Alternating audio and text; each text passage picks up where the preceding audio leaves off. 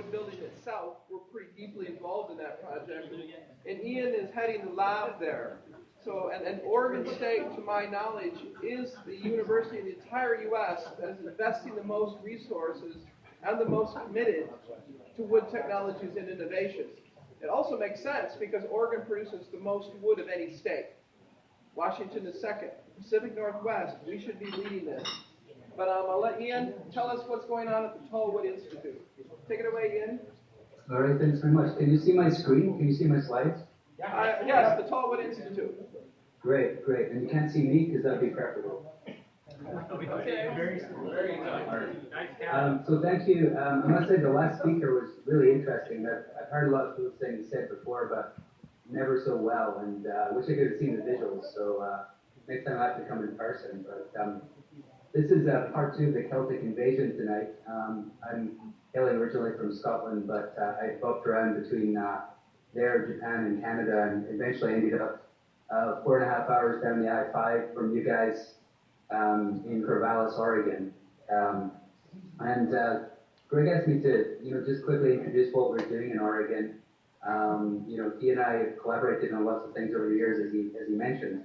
And so I'm running something called the Tallwood Design Institute. It's a partnership between 2 universities and 3 colleges. So OSU, where I am right now, as the College of Forestry and the College of Engineering, kind of bringing the wood science and forestry and structural engineering perspectives to to what we're doing. And then an hour down the road at the University of Oregon in Eugene, the College of Design, the Architecture School there is our third partner. So we're trying to attack problems and try to overcome barriers to the use of wood in larger buildings, kind of holistically by combining all these different perspectives. So as Greg mentioned, we have this building project in the works right now, and what you'll see here is this building is currently under construction.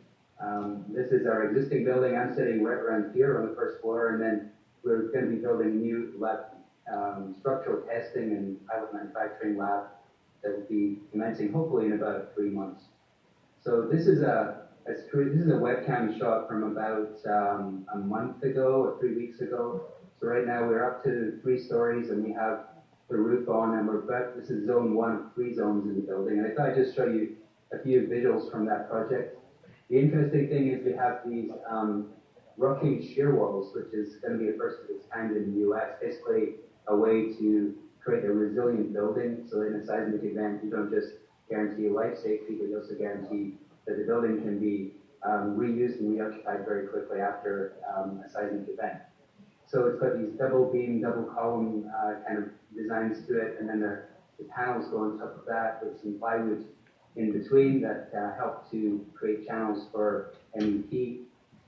And you see, just this is from the BIM model, and this is a rendering of the building itself. So why are we doing this? Basically, this institute was started because in Oregon, I guess, because as Greg said, it's being called the best place in the world to grow large trees. Doug Fir had that reputation as the #1 lumber producer and plywood panel producer in the U.S. For many years, but for various reasons, there's been curtailment in harvest levels.